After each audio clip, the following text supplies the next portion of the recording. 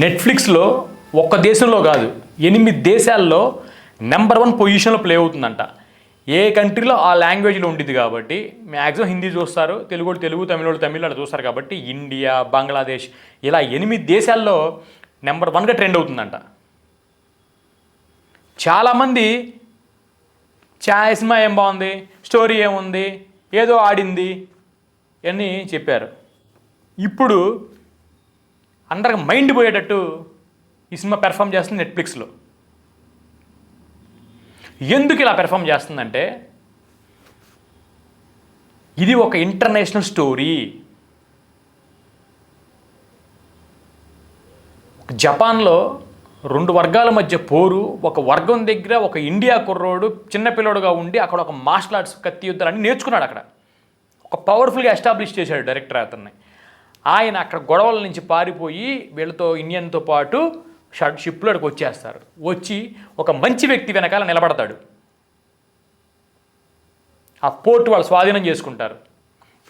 చూడండి, స్టోరీ అంతా పోర్టు, ఫారెన్లో కత్తి యుద్ధాలు నేర్చుకోవడం, ఇక్కడ గ్యాంగ్స్టర్ రావటం, ఎంత కూడా ఇంటర్నేషనల్. ప్రతి బాలీవుడ్లో, హాలీవుడ్లో అవ్వచ్చు, ఎక్కడ ఏ దేశంలో అయినా సరే ఒక గ్యాంగ్స్టర్ సినిమా తీసుకుంటే ఇలాగే ఉండిద్ది.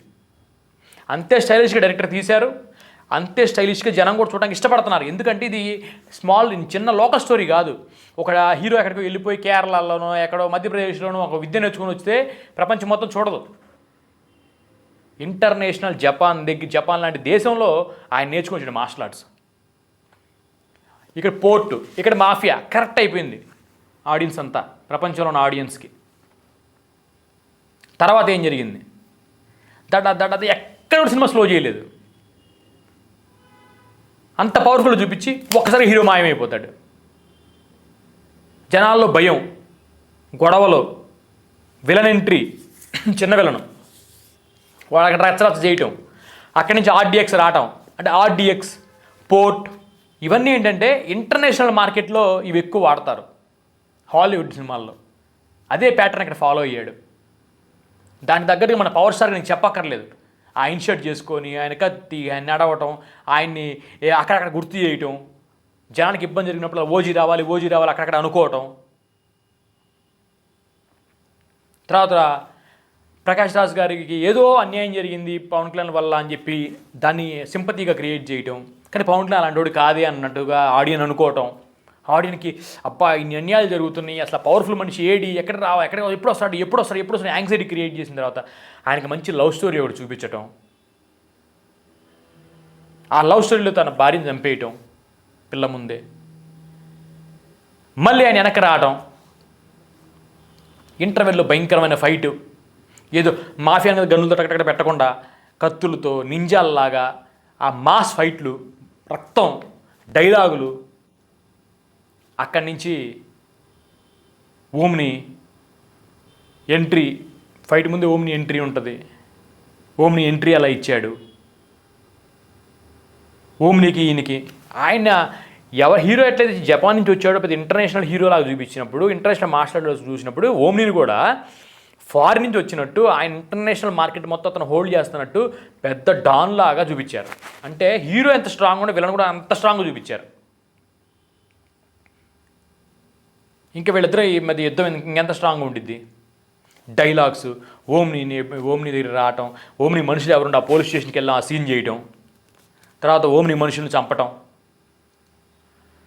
ఓమ్ని వీళ్ళ మనుషులను తీసుకెళ్ళటం. ఎక్కడ కూడా సినిమా స్లో అవటం ఉండదు. మళ్ళీ ప్యారలల్గా చిన్న కొడుకు సస్పెన్స్లో నడుచుకుంటూ రావటం, పవన్ కళ్యాణ్ కూతుర్ని కిడ్నాప్ చేయటం. అంటే ఇంటర్నేషనల్ సినిమాలో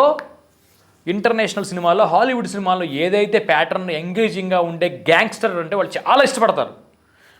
గాడ్ ఫాదర్ సినిమా ఉంది, Godfather is the godfather to all movies హాలీవుడ్లో. అట్లాంటి Godfather, Pablo Escobar stories, ఇవన్నీ చూసి పెరిగింది ప్రపంచం అంతా. వాళ్ళ దగ్గర సినిమాలు ఇంకా గ్రాండ్ ఉంటాయి కదా మనకన్నా కూడా. ఆ గ్రాండ్యూర్కి మన క్వాలిటీ ఆ రేంజ్లో తీశాడు మన సుజిత్ గారు. సో అక్కడ దాన్ని మనోళ్ళు అందుకే ఇన్ని దేశాలు రిలీజ్ అయినా కూడా ఎగబడి చూడడానికి కారణం అదే. మ్యూజిక్, ఇంకా బ్యాక్గ్రౌండ్ మ్యూజిక్ తమన్ గారు చించి అవతల పడేశాడు. ఆ మ్యూజిక్, పవన్ కళ్యాణ్ క్రేజు, ఆయన నడవటం, ఆయన యాక్షను, ఆయన కళ్ళల్లో ఆయన కత్తి, ఆ టేకింగు, ఎక్కడికక్కడ ఇంట్రెస్టింగ్ వెళ్ళిపోవటం,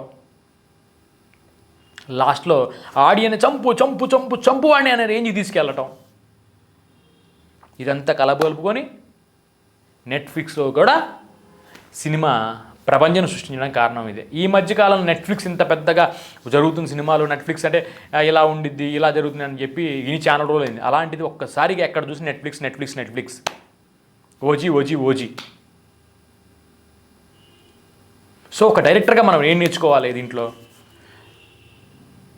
మన సినిమాని అంత గ్రాండ్గా తీసినప్పుడు ఏమేమి ఎలిమెంట్స్ యాడ్ చేసుకోవాలి, ఇంటర్నేషనల్ ఎలిమెంట్స్ ఏమి యాడ్ చేసుకోవాలి, దాన్ని ఎంగేజింగ్గా తీసుకెళ్ళాలి. ఒక స్టోరీ కాదు, ఒక హీరో ఒక స్టోరీ కాదు, 4 స్టోరీలు. ప్రకాష్ రాజ్ ఒక స్టోరీ, ప్రకాష్ రాజ్ అన్న కొడుకు పెద్ద కొడుకుతో ఒక స్టోరీ, చిన్న కొడుకుతో ఒక స్టోరీ, తర్వాత ఓమ్ని ఒక స్టోరీ, ఓమ్ని తమ్ముడికి ఒక స్టోరీ, పవన్ కళ్యాణ్కి ఒక story, Pavan Kalyan love story.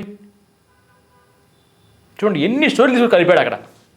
Story లేదు అంటారు చాలామంది. ఇంత స్టోరీ మీరు కలిపి చూడండి ఎలా ఎలా డైవర్ట్ అయిపోతారు. ఇన్ని స్టోరీ కలుపుకుంటూ పేల్చుకుంటూ వచ్చి ధమాలను పేల్చాడు లాస్ట్లో. అందుకే ఇంటర్నేషనల్లో కూడా ఇన్ని దేశాల్లో కూడా ఈ రేంజ్లో సినిమా ఆడడానికి కారణం.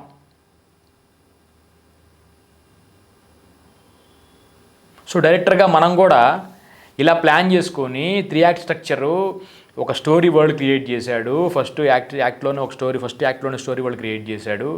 తర్వాత హీరో వచ్చాడు, తర్వాత హీరో మళ్ళీ వెళ్ళిపోయాడు, మళ్ళీ సెకండ్ యాక్ట్ రాగానే హీరో ఎంట్రీ, మళ్ళీ రిటర్న్ వచ్చాడు, అక్కడ మిడ్ పాయింట్ జరిగింది. తర్వాత ఓమ్నిని మళ్ళీ లాస్ట్ 3rd యాక్ట్లో ఓమ్నిని చంపేశాడు క్లైమాక్స్లో.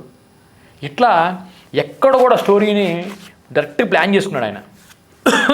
అందుకే స్టోరీతో పాటు 3 యాక్ట్ స్ట్రక్చర్ కూడా ఆయనకి హెల్ప్ అయ్యి ఎక్కడ ఇన్సైటింగ్ ఈవెంట్ పెట్టాలి, ఎక్కడ ప్లాట్ పాయింట్ పెట్టాలి, ఎక్కడ మిడ్ పాయింట్ పెట్టాలి పెట్టుకుంటా వచ్చి ఎంగేజ్ చేసుకుంటూ వచ్చి దానికి పవన్ కళ్యాణ్ గారి క్రేజ్ని ఫుల్గా వాడుకొని బీజిఎంతో అదర కొట్టి ఇంత సక్సెస్ఫుల్గా మన ముందుకు తీసుకొచ్చి ఇప్పుడు ఓటీటీని కూడా తగలబడేటట్టు చేశాడు డైరెక్టర్ గారు. ఇదే డైరెక్షన్లో మనం కూడా నేర్చుకోవాల్సింది.